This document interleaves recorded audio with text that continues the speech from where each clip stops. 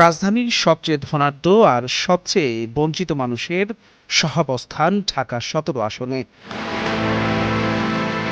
গুলশান বনানীর আকাশ ছোঁয়া অট্টালিকার ছায়ায় যেমন কূটনীতিক ও ব্যবসায়ীদের বসবাস, তেমনি করাইল সাততলার বস্তিতে লড়াই চলে নিত্যদিনের বেঁচে থাকার।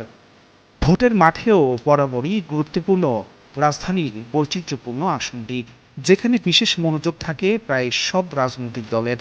চলে জটিল সব হিসেব নিকেশ।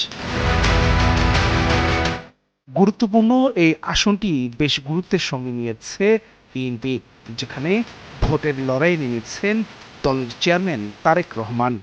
আমিও এলাকায় গত 50 বছর যাবৎ বড় হয়েছি।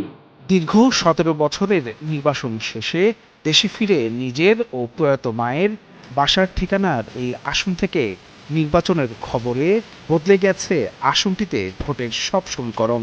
আগামী প্রধানমন্ত্রীকে কাছে পাওয়ার সুযোগ এ ভাবনায় নড়েচড়ে বসেছেন অভিজাত ভোটার থেকে বস্তিবাসী সবাই। পুনর্বাসন থেকে মূল সমস্যা বলেছে, ইনশাআল্লাহ আমরা সেই সমস্যার সমাধান করব। ধানের শীষের জোয়ারে অনেকটাই চাপে পড়েছে দাঁড়িপাল্লা, তবে হাল ছাড়েনি জামাতও।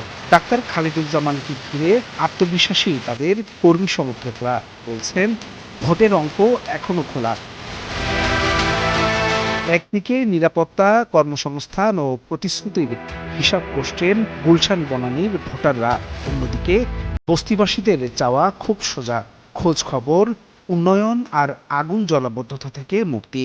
সব মিলিয়ে ঢাকা ১৭ এখন শুধু একটি আসন নয়, এটি হয়ে উঠেছে ক্ষমতার রাজনীতির হাই ভোল্টেজ পরীক্ষাগার।